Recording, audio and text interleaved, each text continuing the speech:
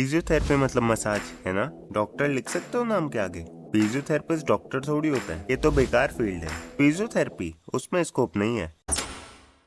ये कुछ बातें हैं जो अक्सर होती हैं और आज हम इन्हीं बातों की रियलिटी जानेंगे। नमस्ते, मेरा नाम अभिषेक है।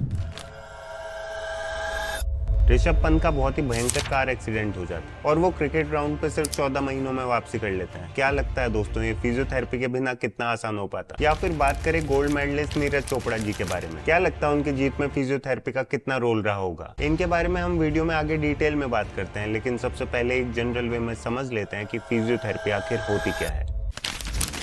फिजियोथेरेपी एक हेल्थ केयर प्रोफेशन है जहां पे पेशेंट की फिजिकल स्ट्रेंथ, फंक्शन और मोबिलिटी को बढ़ाया जाता है। बहुत सारी कंडीशंस होती हैं, जैसे कि स्पोर्ट्स इंजरी। क्रिकेट में आपने काफी बार फिजियोस को ग्राउंड पे आते हुए देखा होगा। Neurological disorders, cardiovascular conditions, respiratory problems etcetera, इन सभी में एक मेजर रोल होता है फिजियोथेरेपी का। इसके साथ पेन को मैनेज करने के लिए फिजियोथेरेपी काफी यूज की जाती है। इंजरी और सर्जरी के बाद फिजियोथेरेपी हेल्प करता है रिकवर करने में। फिजियोथेरेपी में कई टेक्निक्स का इस्तेमाल किया जाता है ट्रीटमेंट के लिए, जैसे कि एक्सरसाइजेस, मैनुअल थेरेपी जिसके अंडर मसाज भी आता है और उसके बारे में हम आगे बात करेंगे। इलेक्ट्रोथेरेपी जहां पे मशीन की मदद से ट्रीटमेंट दिया जाता है। इसके अलावा एजुकेशन, प्रिवेंशन और पेशेंट के गोल अचीव कराने के लिए। अब जब आपको एक जनरल आइडिया मिल चुका है फिजियोथेरेपी का, तो आइए इसका इम्पैक्ट देख लेते हैं।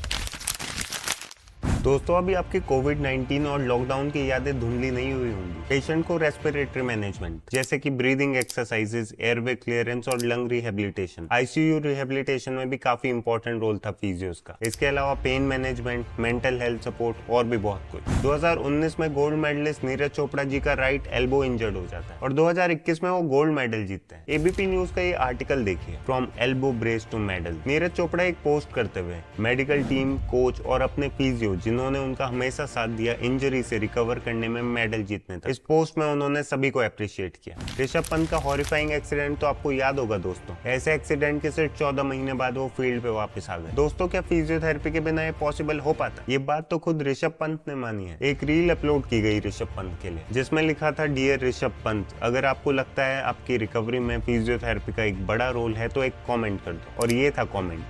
ये रील काफी वायरल हुई थी दोस्तों, शायद से आपने भी देखी होगी। ये रील काफी अच्छा एग्जांपल है बताने के लिए कि एक पेशेंट की लाइफ में फिजियोथेरेपिस्ट का रोल क्या हो सकता है।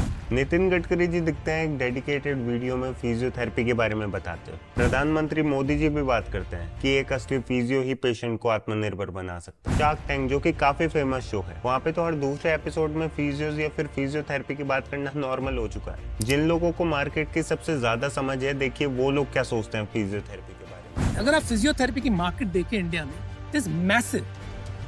आईपीएल में एक पोल भी हुआ था दोस्तों कि कौन है अनसंग हीरोज आईपीएल के, जहां पोल में 46% यानी कि सबसे ज्यादा वोट मिले फिजियोस को। ये बातें सुन के फिजियोस और लोगों को कितना प्राउड होना चाहिए इस प्रोफेशन पे, है कि नहीं? लेकिन सुनने को क्या मिलता है, फिजियोस डॉक्टर नहीं होते या फिर physiotherapy is all about massage. असली अचीवमेंट्स की तो कोई बात ही नहीं करता। पेशेंट की लाइफ में इतनी वैल्यू ऐड करने के बाद भी दुख इस बात का है दोस्तों कि रिकॉग्नाइजेशन नहीं मिल पाती, जिसका साफ सीधा रीजन है lack of awareness.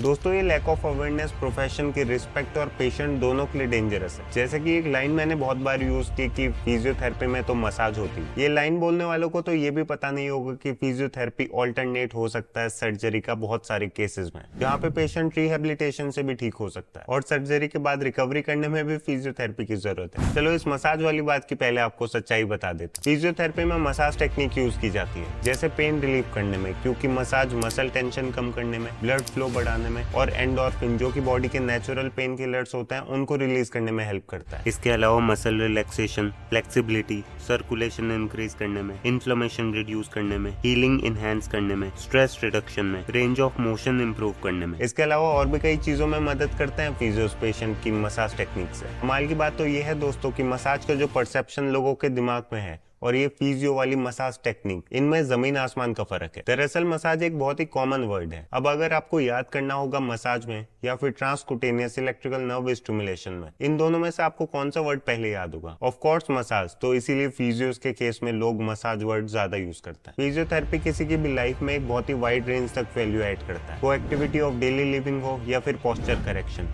Muscle strengthening हो या फिर mental relaxation. But lack of awareness की वजह से बहुत सारे पेशेंट फिजियोथेरेपी के इंपॉर्टेंस का फायदा ही नहीं ले पाते। और ये कहानी यहाँ पे खत्म नहीं होती, यहाँ से तो एक नई कहानी शुरू होती है।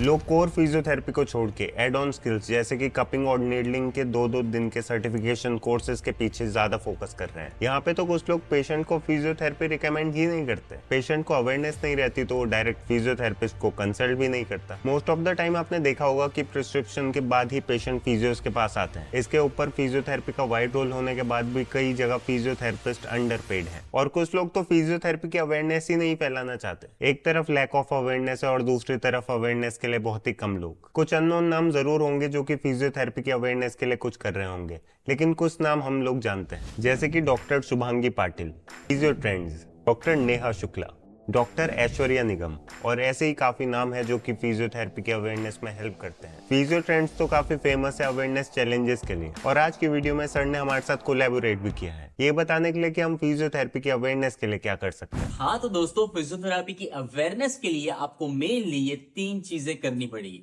Number 1, just like how charity begins from home, even the awareness begins from home. आपके घर वालों को, आपके रिलेटिव्स को पता होना चाहिए कि फिजियोथेरेपी क्या है। अगर नहीं पता है तो उनको एक बार बुला के समझाओ कि फिजियोथेरेपी क्या है, फिजियोथेरेपिस्ट क्या काम करता है और फिजियोथेरेपिस्ट बनने के लिए हमें कितनी पढ़ाई करनी पड़ती है। उससे होगा क्या कि कोई भी रिलेटिव या आपके चच्चा या चच्ची या फूफा या फूफी कहीं पे भी सोशल फंक्शन में जाएंगे, कोई उनसे पूछेगा कि आपका भांजा भांजी या कोई भी क्या कर रहा है, फिजियोथेरेपी कर रहा है, उसमें क्या होता है, तो अच्छे से उन लोगों को भी समझा सकेंगे कि फिजियोथेरेपी में क्या होता है और ऐसे ही करके सारे लोगों को फिजियोथेरेपी के बारे में पता चल सके। अब बारी है दूसरी चीज की जो आपको करना है अवेयरनेस बढ़ाने के लिए, वो है अपने पेशेंट को एजुकेट करें। जितना हो सकता है उतना ज्यादा अपने पेशेंट को समझाए कि उनकी कंडीशन क्या है और वो कंडीशन में फिजियोथेरेपी कैसे उनको हेल्पफुल होगी, मोडालिटीज देने से क्या फायदा है, ये एक्सरसाइज करने से क्या फायदा होगा और फिजियोथेरेपी एक्सरसाइजेस कैसे साइंटिफिक वे में करी जाती है और उसको कितने टाइम तक करना चाहिए जिससे उसे कोई साइड इफेक्ट भी नहीं होने वाली है। ये सारी चीजें हमें पेशेंट को अच्छे से समझानी पड़ेगी, बार बार समझानी पड़ेगी। जब आप पेशेंट को अच्छे से एक्सप्लेन करेंगे, पेशेंट अच्छा फील करेगा, पेशेंट को बेनिफिट्स मिलेगा, तो बाहर जाके भी पेशेंट लोगों को बताएगा कि फिजियोथेरेपी से कितना अच्छा हेल्प होता है। And the third important thing what we can do is just take out your creative side of being physio. दोस्तों, मुझे ऐसा लगता है कि हर एक फिजियोथेरापिस्ट क्रिएटिव इंसान होता है। Why creative? क्योंकि हम लोग हर पेशेंट के हिसाब से क्रिएटिव एक्सरसाइजेस डिजाइन करते हैं। हमारे अंदर वो क्रिएटिविटी ऑलरेडी भरी पड़ी है। चाहे आप वीडियो के थ्रू समझाए, चाहे आप फोटो आर्ट के थ्रू समझाए, चाहे आप ड्राइंग करके समझाए, चाहे आप मिमिक्री करके समझाए, चाहे आप कोई भी एक्टिविटी करके समझाए, पर कोशिश करो कि अपनी क्रिएटिविटी से एक अवेयरनेस कैंपेन शुरू कर सको और जिससे काफी लोगों तक आप पहुंच पाओ और बता पाओ कि फिजियोथेरेपी से क्या क्या हेल्प हो सकती है। अब दोस्तों, इसमें बिल्कुल ऐसा मत सोचना कि ये सिर्फ मेरे करने से क्या ही फायदा होगा, क्योंकि आज तक यही प्रॉब्लम हुई है कि हर कोई ऐसे सोचता है कि सिर्फ मेरे करने से क्या होता है और इसी चक्कर में कोई नहीं करता है। अगर हम सब मिलके एक अवेयरनेस कैंपेन शुरू करते हैं, सिर्फ इतनी ये 3 चीजों का ध्यान रखते हैं, तो डेफिनेटली मैं दावे के साथ कह सकता हूं कि विद इन अ ईयर काफी अवेयरनेस फिजियोथेरेपी की फैल सकती है और इससे हम सबको फायदा हो सकता है। दोस्तों, ये वीडियो अपने किसी फिजियोथेरेपिस्ट फ्रेंड को जरूर भेजना ताकि वो भी हमारे इस अवेयरनेस मिशन में हमारे साथ जुड़ पाए। और इंस्टा पे एक स्टोरी भी लगा सकते हो आप हमें टैग करते हुए। एक बहुत ही अच्छा कोट पढ़ा था दोस्तों, if nothing changes then nothing changes. तो चेंज लाने के लिए कुछ तो करना पड़ेगा। अगली वीडियो में हमसे फिर से मिलने के लिए सब्सक्राइब जरूर कर लेना।